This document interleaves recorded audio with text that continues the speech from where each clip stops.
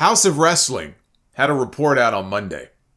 WWE not in talks with MJF. Internal belief is that he has re-signed with AEW. The story says his Full Gear win further solidified MJF as the biggest fish in the AEW pond, something he is not shy about discussing.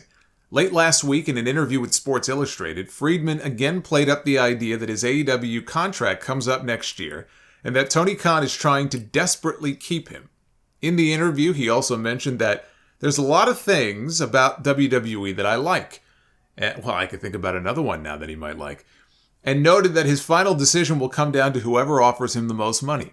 Of course, throughout the year, Friedman has occasionally used the phrase the bidding war of 2024 to hype his upcoming free agency.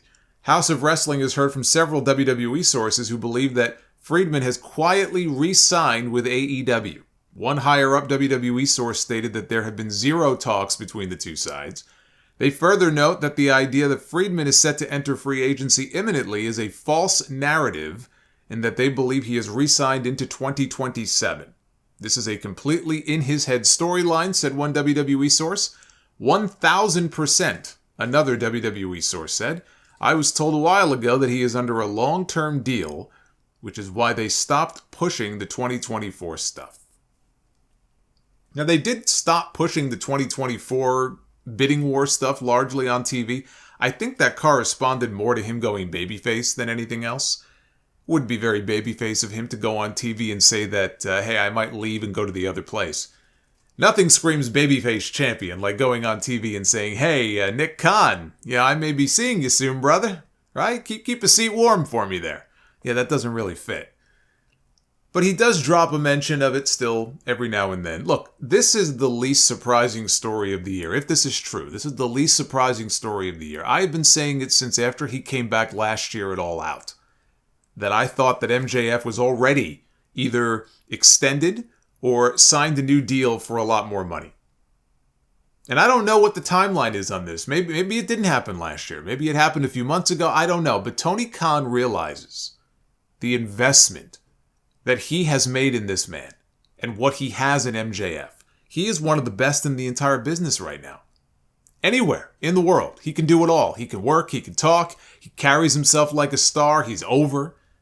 He can be a babyface, he's a fantastic heel. And when he's a heel, he throws himself into it in a way that people just don't do that anymore. I mean, the way he keeps kayfabe, you don't find that level of commitment anymore. It's like a lost art.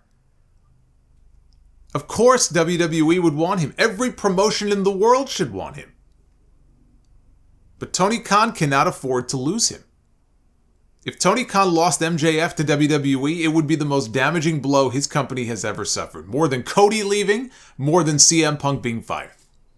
He cannot afford to lose MJF. He was going to do everything in his power to retain him. And if it's money that he's most concerned about, guess what? Tony Khan has plenty of that too. Tony Khan has had his world championship on this guy for an entire year. Since the program with Adam Cole started, look at how hard they have been riding this guy and how much time they have devoted to him on their television show. He's feuding with 3 or 4 different people right now at once. They've got this devil storyline that's ongoing. The entire show is practically built around MJF. You don't build your entire show around someone if you don't have them committed for the long haul. Tony Khan is not playing around when it comes to his top names. He's already re-signed most of the key people on his roster. Jon Moxley, Chris Jericho, Kenny Omega, the Young Bucks. MJF is every bit as much of a priority as they are, if not more. If not more! Of course, he's got him locked down. And now Tony Khan has Will Ospreay too. Never even gave Ospreay a chance to entertain an offer from WWE. He locked that shit down tight.